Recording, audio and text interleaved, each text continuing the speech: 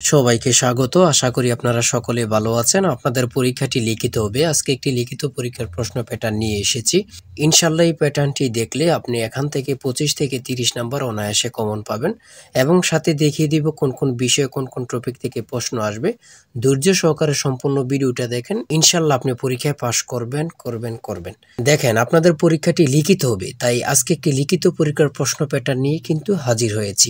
এখানে রয়েছে সর্বপ্রথম সন্ধি বিচ্ছেদ করুন। দেখেন, লিখিত পরীক্ষাটা কি এটা আপনাকে আগে বুঝতে হবে। লিখিত পরীক্ষা হচ্ছে সন্ধি বিচ্ছেদ থাকবে, বিপরীত শব্দ থাকবে, এক কথা প্রকাশ থাকবে, তারপরে বাগধারা থাকবে, ট্রান্সলেট থাকবে, ফিল ইন দ্য গ্যাপস থাকবে, প্রিপোজিশন থাকবে, আর্টিকেল থাকবে। শর্ট করে 5 নম্বরের জন্য একটি প্যারাগ্রাফ থাকবে, কিছু অঙ্ক থাকবে, সর্বশেষ সাধারণ জ্ঞান থাকবে। লিখিত পরীক্ষা মানে এতটুকুই। আমার কথা বুঝতে পারছেন? দেখেন, সর্বপ্রথম রয়েছে সন্ধি বিচ্ছেদ করুন। এখানে 4টা সন্ধি বিচ্ছেদ থাকবে। আপনি যদি 4টা পারেন, 4টার জন্য 4 নাম্বার দেয়া থাকবে, অর্থাৎ প্রত্যেকটি প্রশ্ন পারলে আপনাকে 1 নাম্বার দেয়া হবে। দেখেন, 2 নম্বরে রয়েছে কি বিপরীত শব্দ লিখুন।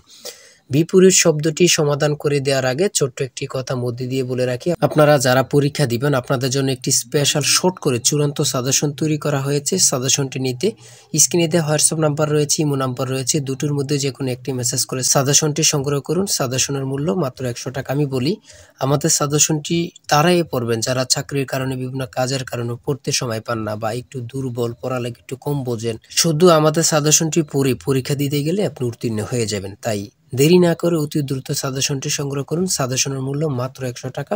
100 টাকার বিনিময়ে হলেও প্রত্যেকে আমাদের সাজেশনটি সংগ্রহ করবেন। ইনশাআল্লাহ আপনি পরীক্ষায় পাস করে যাবেন। 2 নম্বরে রয়েছে বিপরীত শব্দ লিখুন। এখানে 4টা বিপরীত শব্দ দেয়া আছে, 4টার জন্য 4 নাম্বার দেয়া থাকবে।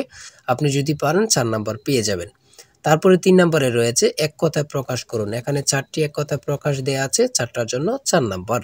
তারপরে 4 নম্বরে রয়েছে অর্থ সহ বাগধারা লিখুন। এখানে বাগধারা 4টা বাগধারা দেয়া আছে, প্রত্যেকটা বাগধারা যদি পারেন 1 নাম্বার করে পেয়ে যাবেন। 4টার জন্য 4 নাম্বার আপনি পাবেন। দেখেন, লিখিত পরীক্ষা কিন্তু বেশি আনইজি কিছু না। যদি আপনি পরীক্ষার প্রশ্ন প্যাটার্ন এবং কি সঠিক একটি সাজেশন পান, তাহলে লিখিত পরীক্ষায় পাস করা একদম ইজি বললেই চলে। শুদ্ধ বানান লিখুন। এখানে অশুদ্ধ বানান দেয়া আছে, এদিকে শুদ্ধ সঠিক করে লিখতে হবে। প্রত্যেকটার জন্য 1 নাম্বার করে, 4টা দেয়া আছে, 4 নাম্বার পেয়ে যাবেন। তারপরে 6 নম্বরে দেয়া আছে কারেক্ট দ্য সেন্টেন্স, অর্থাৎ এই বাক্যগুলো সঠিক করে আপনারা লিখতে হবে। ঠিক আছে, 5টা দেয়া থাকবে, 5টার জন্য 5 নাম্বার। তারপরে 7 নম্বরে রয়েছে ফিল ইন দ্য গ্যাপস। এখানে 5টা থাকবে, 5টার জন্য 5 নাম্বার। ঠিক আছে। তারপরে 8 নম্বরে রয়েছে কারেক্ট। এখানে 5টি আনকারেক্ট টিপিং থাকবে, এইগুলা কারেক্ট করতে হবে, 5টার জন্য 5 নাম্বার করে। দেখেন, 9 নম্বরে রয়েছে right 5 sentence on the for the bridge. এখানে অন্য প্যারাগ্রাফও থাকতে পারে, শর্ট করে একটি প্যারাগ্রাফ লিখতে বলবে। আপনি যদি প্যারাগ্রাফটা লিখতে পারেন আপনি 5 নাম্বার পেয়ে যাবেন। ঠিক আছে, একটি প্যারাগ্রাফ শর্ট করে লিখলেই কিন্তু 5 নাম্বার পেয়ে যাবেন, অর্থাৎ 5 সেন্টেন্স নিয়ে। তারপরে 10 নম্বরে রয়েছে অঙ্কের ক্ষেত্রে আসি। দেখেন, এক ব্যক্তি তার আয়ের 5% আয়কর দেন। তিনি 600 টাকা আয়কর দিলে তার মোট আয় কত? তার মোট আয় কত? খুবই গুরুত্বপূর্ণ একটি প্রশ্ন। এই প্রশ্নটি কিন্তু একদম ইজি, অঙ্কটি একদম ইজি। দেখেন, সমাধানটি দেয়া আছে, আপনারা যদি পারেন 5 নাম্বার পেয়ে যাবেন। তারপরে 11 নম্বরে রয়েছে একটি ত্রিভুজের 3টি বাহুর দৈর্ঘ্য 13, 14 ও 15 মিটার। ত্রিভুজটির ক্ষেত্রফল কত? দেখেন, এই অঙ্কটি কিন্তু যেন মনে হচ্ছে কি এলোমেলো না, একদম ইজি। আপনারা স্টেপ বাই স্টেপ বসাবেন, অ্যান্সার হাতের মুঠোয়। ঠিক আছে, সমাধান দেয়া আছে, আপনারা অঙ্কটি দেখে নেন, পারলে 5 নাম্বার পেয়ে যাবেন। তারপরে 12 নম্বরে রয়েছে একটি আয়তাকার বাড়ির পরিসীমা 44 গজ এবং গড়ের দৈর্ঘ্য 36 ফুট, গড়ের প্রস্থ কত? এই অঙ্কটি সমাধান দেয়া আছে, পারলে 5 নাম্বার পেয়ে যাবেন। দেখেন, একটি উৎপাদক থাকবে, আপনি যদি পারেন 5 নাম্বার পেয়ে যাবেন। x³ - 8 এর উৎপাদক কোনটি? একদম ইজি কিন্তু প্রশ্নটি, এতটুকুই কিন্তু।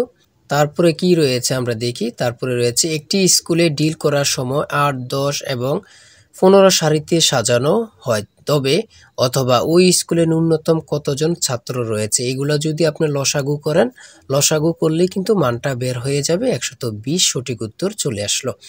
তারপরে রয়েছে সাধারণ জ্ঞান, লাস্টে দিয়ে রয়েছে 71-এর ডায়েরি কে লিখেছেন। 14 নম্বরে রয়েছে 71-এর ডায়েরি কে লিখেছেন। কত পরীক্ষা যে আসছে আল্লাহ ছাড়া কেউ জানে না। সুপিয়া কামাল। সড়ক পরিবহন ও সেতু মন্ত্রণালয়ের ইংরেজি নাম কি? Ministry of road transport and bridge.